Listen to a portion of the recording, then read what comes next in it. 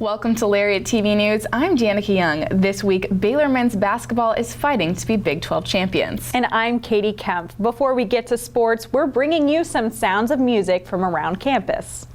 Women's History Month is being recognized all around campus, but one woman is celebrating in a special way from the top of Pat Neff. LTVN's Danica Young has the story.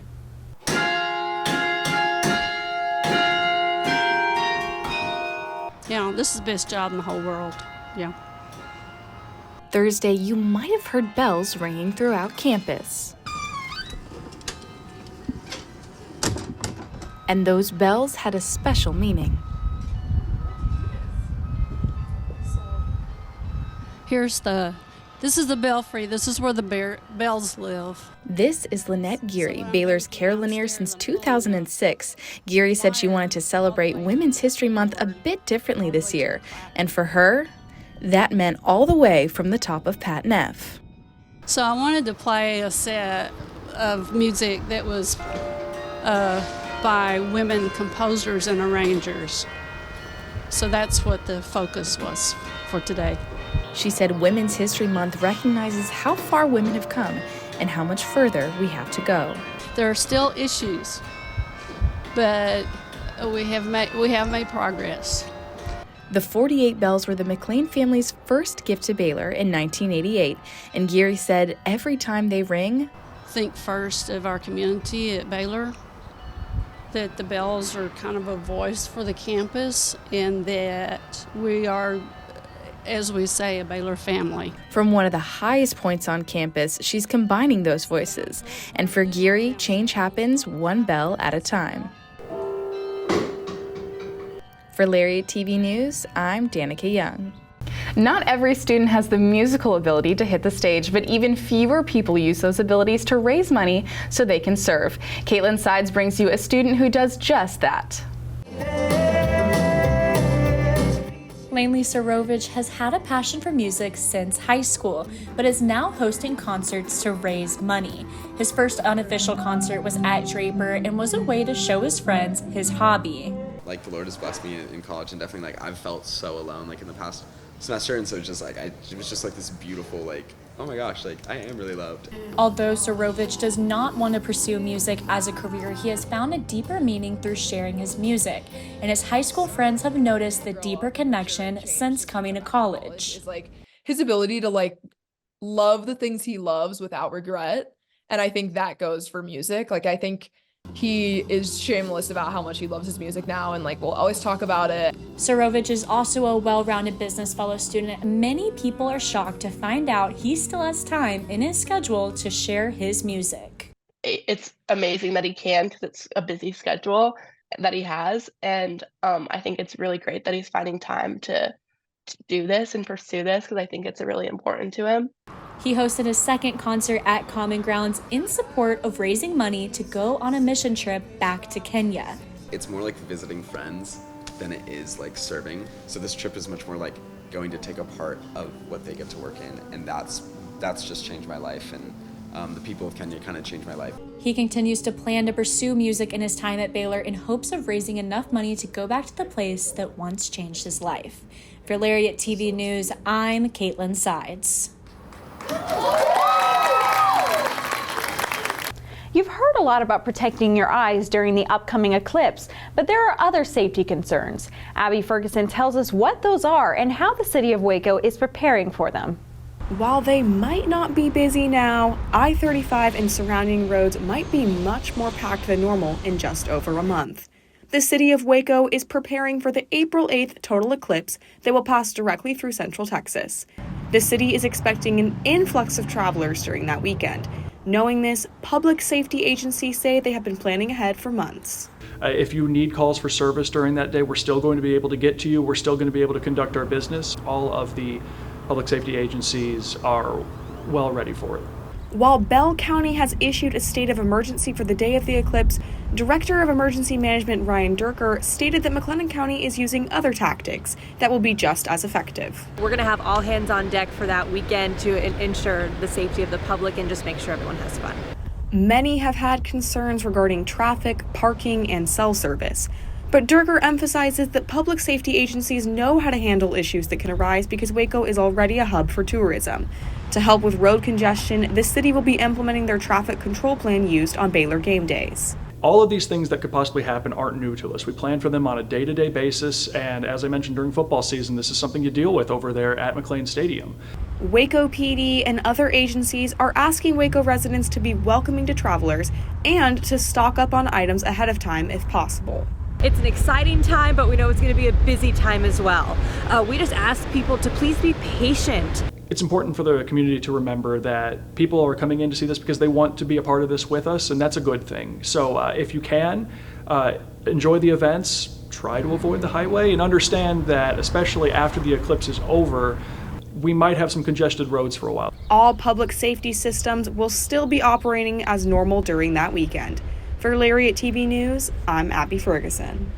Baylor Giving Day has come and gone once again, and the university raked in over $2 million through thousands of donors. The fundraising focus day aims to fund scholarships, service opportunities, student life initiatives, athletics, and much more. Contributing to the $2.24 million and counting were around 3,500 individual gifts. Alumni topped the charts with over 1,600 donations, and athletics followed by student life were the two highest donated to areas at Baylor.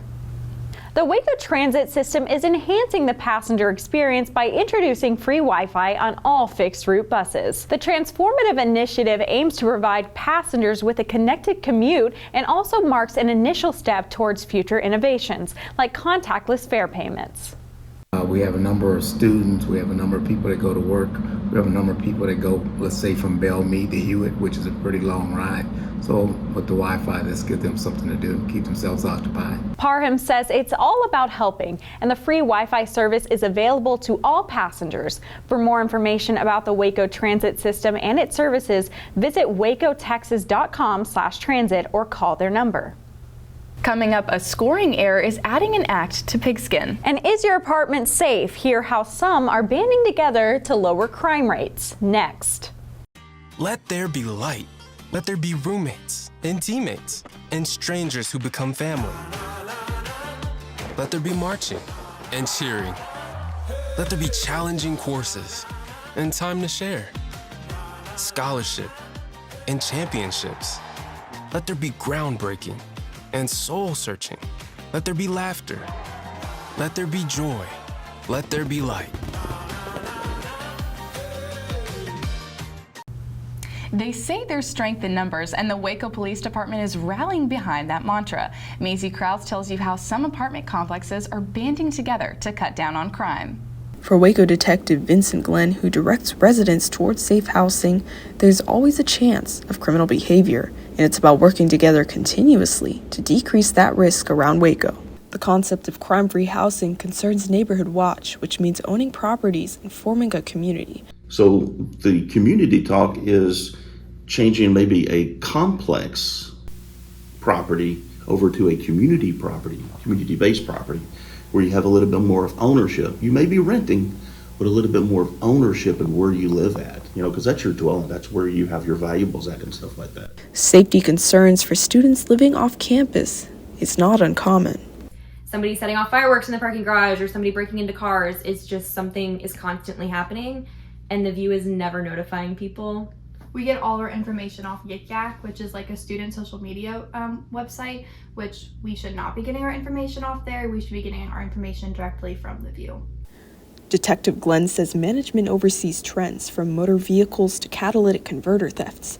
From January of this year, the peak of motor vehicle burglaries in neighborhoods near Baylor was 6, and for vehicles stolen, it was 4. You have daily emails, so daily calls for service on your property. You're going to get a copy of that, which means the management will. So then they could see, okay, what happened over the weekend. To see the monthly updates on crime, you can visit the Waco Police Department website. For Lariat TV News, I'm Maisie Krause.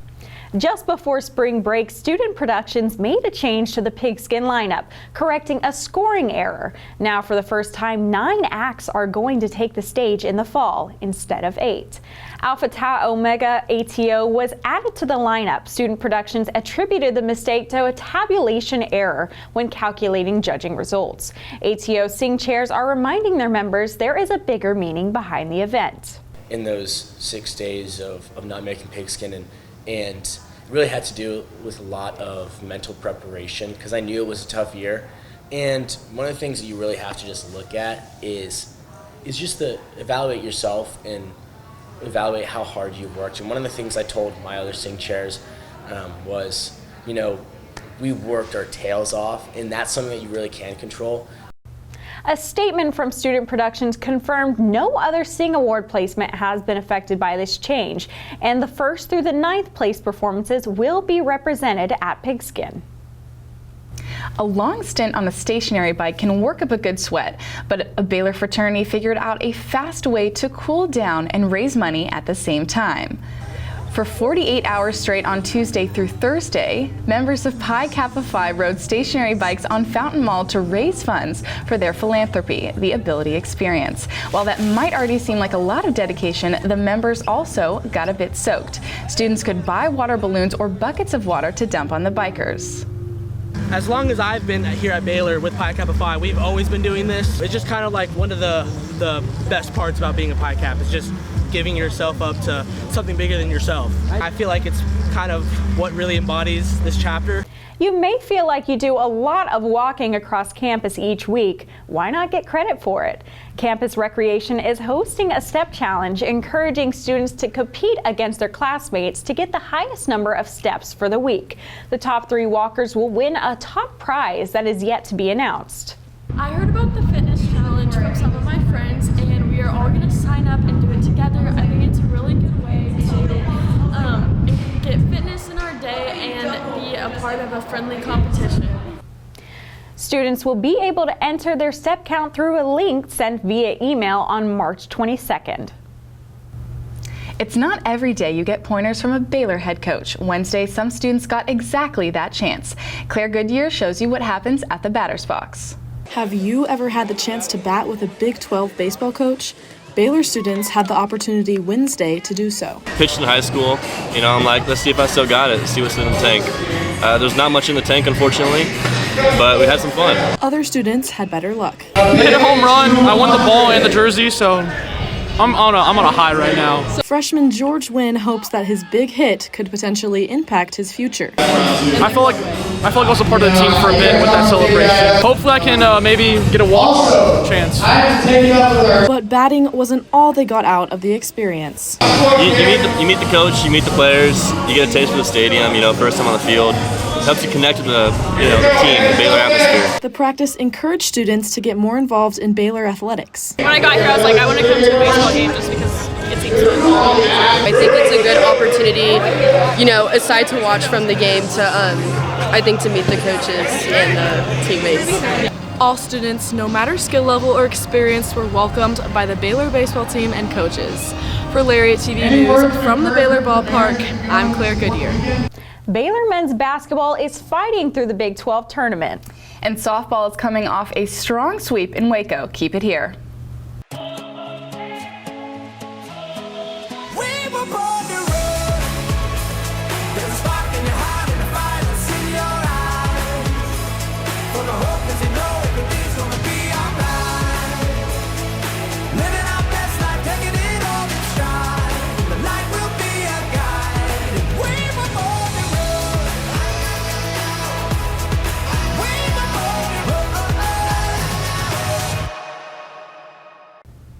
Baylor men's basketball took down Cincinnati 68-56 Thursday, moving one step closer to a Big 12 title.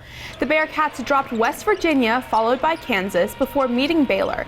Despite a slow start, hitting only 25% of their field goals and going only 1 for 10 from behind the arc. Baylor took charge in the second half, didn't look back, draining 50% of their field goals and 45% of their threes. This is the first time Baylor is advancing to the tournament semifinals since 2021. Friday night, they faced 2-seed number 7 ranked Iowa State.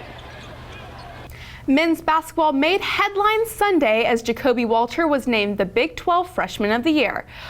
Walter leads all Big 12 freshmen with 14.7 points per game and racked up 20 or more points 8 times. His career high 28 points was achieved in his first game versus Auburn. Walter is the second straight Bear in a row to receive this award, with Keontae George being crowned last year. In addition to his big award, Walter also received spots on the Big 12's all-freshman team and third-team all-conference. Blessing, I think when we spoke at the beginning of the year, I was just saying that I wanted to accomplish that. That was one of my goals. And then just to, I didn't know I got it. My mom called me and she just congratulated me. So it was just really cool. It was a really cool experience. And I just want to thank God for allowing me just to have that goal checked off. Ray J. Dennis made the second team, Jalen Bridges also made the third team, and Eves Meesey was named to the all-defensive team. Baylor softball is coming off a pair of dominant wins as they head to Lawrence to take on the Jayhawks. Here's how the Bears took down Lamar. Baylor softball showcased their power and strong arms as they beat Lamar twice in a Tuesday night doubleheader. In the first game, Casey West pitched a career-high innings of 6 2/3, but leaned on her position players behind her to hold the Cardinals to no runs and 3 hits during her time on the mound. Honestly, just trusted my defense behind me. I had 2 strikeouts the whole game, so that was pure defense, and they were making plays behind me. Head coach Glenn Moore is planning on using West Moore as both a position player and pitcher as the team gets deeper into conference play. Nothing surprises me out of her. She's an overachiever, and she can do it on both sides. She can hit and she can swing. And she can pitch well. So we're going to need her down the stretch. Regardless of how healthy we stay, we're going to use her against big teams. In both games, Shaylon Govon provided a powerful spark on the offensive side as she had 5 hits and 1 run scored. As a team, Baylor scored a combined 11 runs and racked up 19 hits. I feel like it's a big confidence booster. A lot of our hitters put in work and sometimes it's not showing, and so it's very frustrating, and I feel like our girls dealt with that good this past weekend, and we just brought it into this weekend. The Bears will be on the road this weekend to take on the Kansas Jayhawks in Lawrence. Baylor baseball dominated Stephen F. Austin on Tuesday night, winning 17-4. Baylor fell into a hole early when SFA jumped out to a 4-0 lead after 2 innings. The Bears opened the floodgates in the bottom of the second. Senior catcher Harrison Cayley hit a 2-run bomb. They were able to bring 4 more runs home before the end of the inning. 2 runs were scored in each of the 3rd and 4th innings. Then in the 7th, the Bears brought in 7 more. Harrison Cayley hit a 3-run homer, his second of the night. Cayley had a career-high 4 hits and was the first player since 2019 to notch 7 RBIs in a game. Just trying to continue to mix and match so we can put the right lineup out there that's going to give us the best opportunity to win. And I'm proud of the guys' response tonight. We needed tonight. We needed this. We need a little confidence boost. Hopefully this is something that we can carry over. Number 23, Texas Tech is coming to Waco over the weekend for a 3-game series. And that wraps up sports, but as basketball postseason play continues, we'll keep you updated on the Bears. Thanks, Claire Marie. That about wraps up this week's newscast. Be sure to follow all Baylor Lariat socials for everything you need to know. The news never stops, and neither do we. So we hope to see you next week, and as always, Sick 'em Bears.